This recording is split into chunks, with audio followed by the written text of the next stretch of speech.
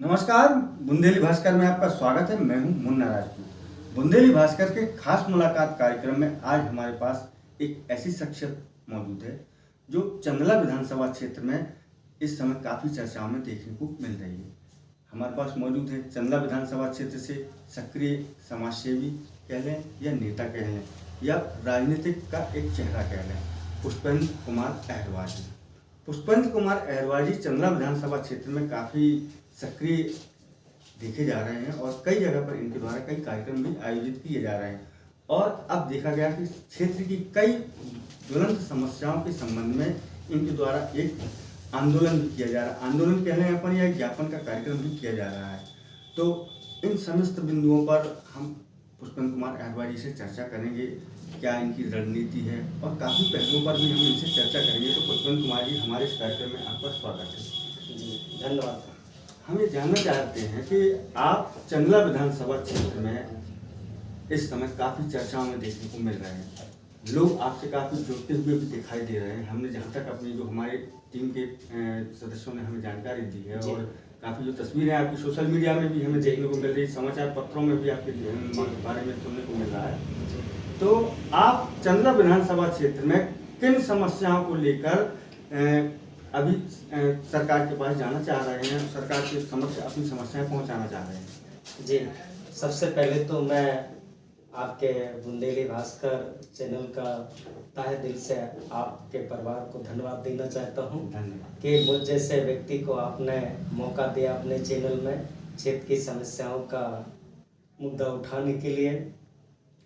और आज चंदला विधानसभा में सबसे ज़्यादा अगर कोई समस्या बनी हुई है तो वो बनी है गौवंश की, बिल्कुल पशुओं की व्यवस्था बनी हुई है। ये तो पूरे भारत और ये व्यवस्था आज ये हालात हो गए हैं कि चंदला विधानसभा में किसान जो अपने बीज बोता है और एक आशा लगा लेता है कि हम इसका उत्पादन इतना कर लेंगे, लेकिन उसका कम से कम 40% हिस्सा जानवर उस फसल को नष्ट कर देते हैं।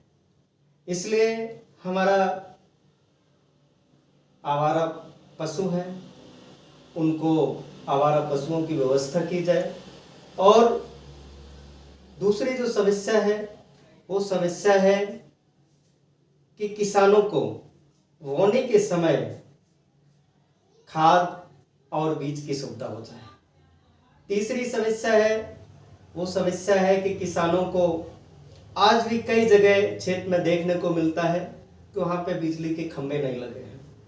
अगर वहाँ पे बिजली के खंभे लग जाएंगे तो किसान जो आज बिजली के नंगे तार बल्ली लकड़ी के बल्ली के माध्यम से खींच लेता है और जिससे जनहानि होती है और बिजली की कटौती होती है।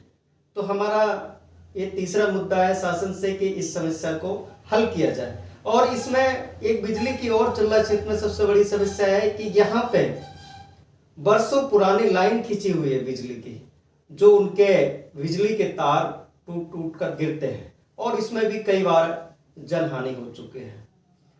आपका मुद्दा है किसानों का कि कई किसान आज भी छोटे छोटे प्रकरण से पूरी उम्र गुजर जाते हैं और तहसील अदालत के चक्कर काटते रहते हैं, जबकि वो इतने छोटे प्रकरण होते हैं कि राजस्व अमला चाहे तो उन गांवों में जाकर उस प्रकरणों को निपटा सकते हैं।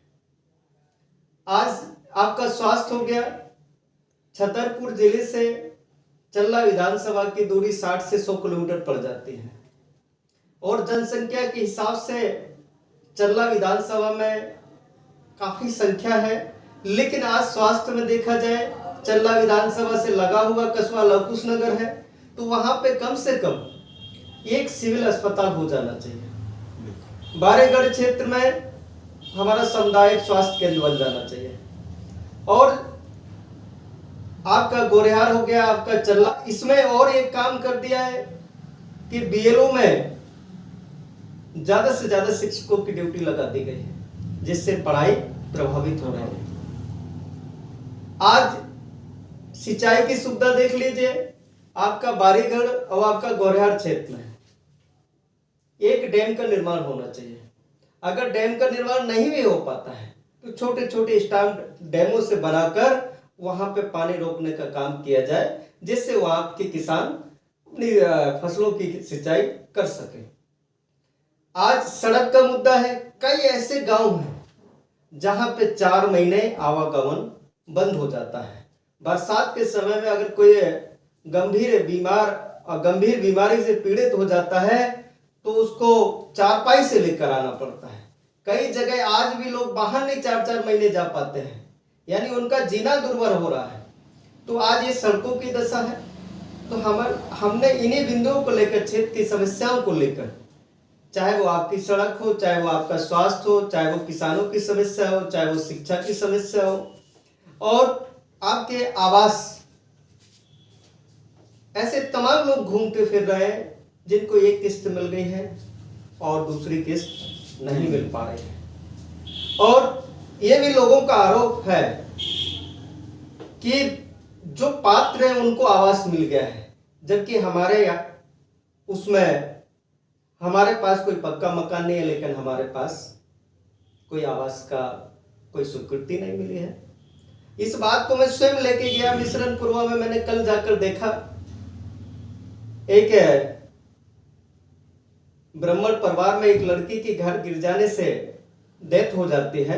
जब उस घर में देखा तो पूरा का पूरा मकान कच्चा बना हुआ है। अगर उनको आवास मिल जाता तो हम उस बच्चे की मौत नहीं हो पाती। ऐसे तमाम उदाहरण हैं। इसलिए मेरा प्रशासन के लोगों से निवेदन है कि आप लोग, जो हम 29 तारीख को ज्ञापन देने जा रहे हैं, उन समस्याओं को हल करें, उन समस्याओं का निराकरण करें। और ये अल्टीमेटम के साथ ज्ञापन दिया जाएगा कि 1 माह में आपने इन बिंदुओं पर क्या क्या कार्य किया है। अगर नहीं कुछ कार्य हो पाता है तो अगला आंदोलन बड़े महा आंदोलन के रूप में होगा, जिसमें हजारों की संख्या में लोग उपस्थित होंगे और हम शासन प्रशासन को मजबूर कर देंगे कि आपको जनता की समस्याओं का हल करना पड़ेगा। एक बार हम दोबारा से आपके चैनल के माध्यम से हाथ जोड़कर सभी क्षेत्रवासियों से निवेदन करते हैं कि 29 सितंबर को बसाहा नाला पर आकर अपनी आवाज को बुलंद करें। जय हिंद, जय भारत। तो पुष्पन जी, ये तो हो गया आपका मैसेज कि आप जो आंदोलन करने वाले हैं, आप क्षेत्र की समस्याओं को लेकर। मेरा एक सवाल अभी भी यथावत है कि क्षेत्र की जनता के बीच आपने जो अभी अपनी समस्याएं बताई है कि क्षेत्र में इस प्रकार की समस्याएं देखने को मिलती है, जैसे मुख्यतः एक समस्या जो आपने स्वास्थ्य संबंधी भी बताई। स्वास्थ्य के क्षेत्र में यदि देखा जाए तो आपकी चंदला विधानसभा क्षेत्र काफी पिछड़ा हुआ है। वहां पर कई नेता आए, सांसद आए, विधायक आए, लेकिन उन्होंने स्वास्थ्य सुविधाओं को दुरुस्त करने के लिए काफी बड़े बड़े वादे किए। लेकिन क्या उनके वादे सिर्फ वादे ही रह जाते हैं? क्या ऐसा आपसे तो नहीं जनता अपेक्षा करेगी कि आपके भी वादे सिर्फ वादे तक ही सीमित न रह जाए? जी बिल्कुल, लोगों का नेताओं से भरोसा भी उठा है, इसमें कोई शक की बात नहीं है, क्योंकि लोगों ने वादे किए, उन वादों को नहीं पूरा किया। और मेरा तो ये मानना है कि हमको विश्वास तो करना पड़ेगा। और हमारे हाथ है उसमें 5 उंगली है, 5 उंगली बराबर नहीं है।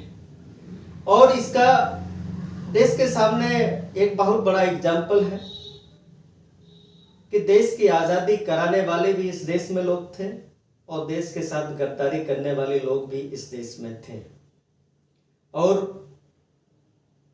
राष्ट्रपिता महात्मा गांधी जैसे महापुरुषों ने सत्य और अहिंसा के बल पर देश के अंदर वो आंदोलन खड़ा किया, लोगों को सत्य की परिभाषा और अहिंसा के परिभाषा को सिद्ध करके, जो अंग्रेज हमारे देश में राज किया करते थे, जिनकी सेना थी, जिनका शासन था, एक साधारण व्यक्ति महात्मा गांधी जी ने एक साधारण आंदोलन करके देश के अंदर सत्य अहिंसा का पाठ पढ़ाकर अंग्रेजों को देश से भगाने का काम किया है।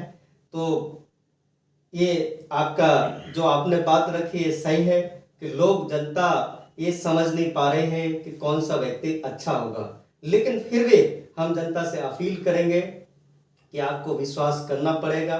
और विश्वास करने के लिए सबसे बड़ा आपके सामने है कि हम आपके बीच में 5 सालों से लगातार आपके क्षेत्र में मेहनत करते आ रहे हैं, आपकी आवाज़ उठाते आ रहे हैं और आपकी समस्या का हल करने का भरपूर प्रयास भी करेंगे।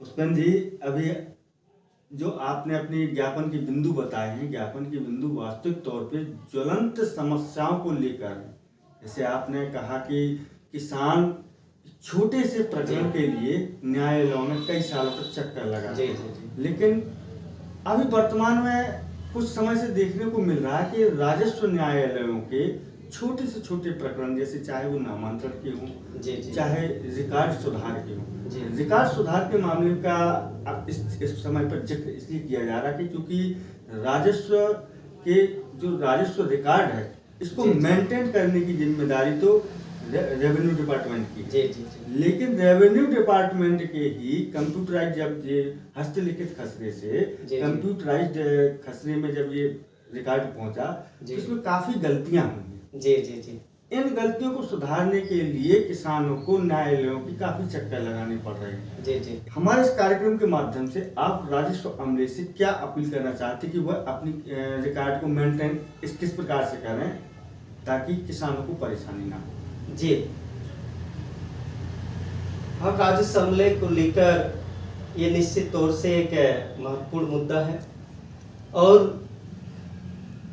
क्या होता है कि हमारे जनप्रतिनिधियों की जिम्मेवारी बन जाती है। जनता वोट किस लिए देती है? जनता वोट देती है कि हमारे हक अधिकारों की सुरक्षा हो सके, इसलिए जनता वोट देती है और जनप्रतिनिधि बनाती है। और उन जनप्रतिनिधियों को कर्तव्य बनता है कि हमें जनता के जो भी कठिन समस्या है उन कठिन समस्याओं का जनता के बीच में जाकर निराकरण करवाएं अधिकारियों से। ये हमारे जनप्रतिनिधियों के इसलिए जनता जनप्रतिनिधि बनाती है क्योंकि शासन और प्रशासन, आज क्या होता है कि शासन में जो लोग बैठे हुए हैं कहीं ना कहीं उसमें जनप्रतिनिधियों का भी हस्तक्षेप होता है और जनप्रतिनिधि जो भी चुनकर जाता है उसका इस बात का कर्तव्य बनता है कि राजस्व अमले को वो निर्देश करे कि वो जनता की समस्याओं को, राजस्व को निपटाने का काम करे। और हम शासन प्रशासन के लोगों से निवेदन भी करते हैं कि आपका भी कर्तव्य बनता है, आप भी महत्वपूर्ण पदों पर बैठे रहते हैं, सरकार आपको पे करती है, आप भी कम से कम जनता का ध्यान में रखते हुए इन प्रकरणों का निपटारा करें।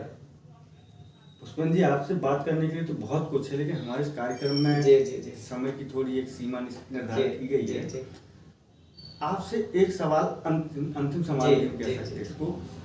आप क्षेत्र में, चंदला विधानसभा क्षेत्र में काफी सक्रिय देखे जा रहे हैं, जनता के बीच में काफी आपकी छवि भी अच्छी पहुंचती दिखाई दे रही है जी। तो क्या इससे यह अंदाजा लगाएगा कि आप राजनीतिक क्षेत्र के माध्यम से या निर्दलीय के माध्यम से चुनावी समर में उतर सकते हैं? जी बिल्कुल। आज जो समस्या बनी हुई है, अगर समस्याओं का हल और निराकरण नहीं होता है,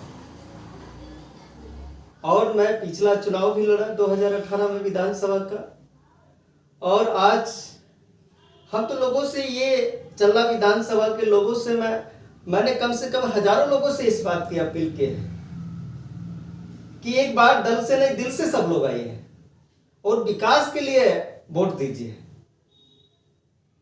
भाई अगर दल सभी अच्छे होते हैं, वो उस व्यक्ति के ऊपर, नियत पर ऊपर निर्भर करता है जो जीत कर आता है कि उसे अपना भला करना है कि क्षेत्र की जनता का भला करना है। बिल्कुल।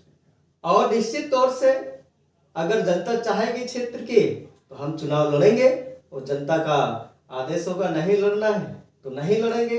हमारे लिए जनता ही सर्वोपरि रहेगी। गोल गोल जवाब हो गया पुष्पेंद्र जी। क्या आप चुनावी समर में आएंगे या जनता से ही पूछ कर आएंगे? आप जनता से पूछ कर हम चुनावी समर में आएंगे, और जनता का इस बार विचार भी है कि मौका मिलना चाहिए, इसलिए हम जनता के निर्णय पर निर्भर रहेंगे। आप हमारे इस कार्यक्रम के माध्यम से पब्लिक से कुछ संदेश देना चाहते हैं, जो आप ये जो मुद्दे हैं, मुद्दों को लेकर, क्योंकि मुद्दे आपके हमें अच्छे लगे सुनने में, जी जी जी क्योंकि जनहित के मुद्दे हैं, जी जी जी क्षेत्र विकास के मुद्दे। जी जी जी तो क्योंकि हम लोगों की खबर दिखाने का भी हमेशा एक ही मकसद होता है कि क्षेत्र का विकास हो, जी जनता का हित हो, जी प्रशासनिक जो प्रशासन की जो भी योजनाएं हैं जी जी जी जी वो सर जनता तक सीधी पहुंचे। जी तो हम लोगों की खबर दिखाने का भी मात्र एक ही उद्देश्य होता है। जी जी जी तो आप हमारे इस कार्यक्रम के माध्यम से जो आप ज्ञापन देना चाहते हैं, जी जनता से कुछ अपील करना चाहते हैं? जी बिल्कुल। हम जनता जनार्दन चंदला क्षेत्र के सभी सम्मानित क्षेत्रवासियों से निवेदन करना चाहते हैं कि ये आवाज़ मेरी नहीं है, ये आवाज़ आप सबके है। आप सब लोग कदम से कदम मिलाकर 29 तारीख को लवकुश नगर आइएगा। एक विशाल पैमाने के साथ हम सभी लोग एसडीएम महोदय जी को ज्ञापन देंगे और उस ज्ञापन में अल्टीमेटम भी दिया जाएगा कि आप लोग जनता के क्षेत्र की समस्याओं का निराकरण करें। धन्यवाद पुष्पेंद्र जी।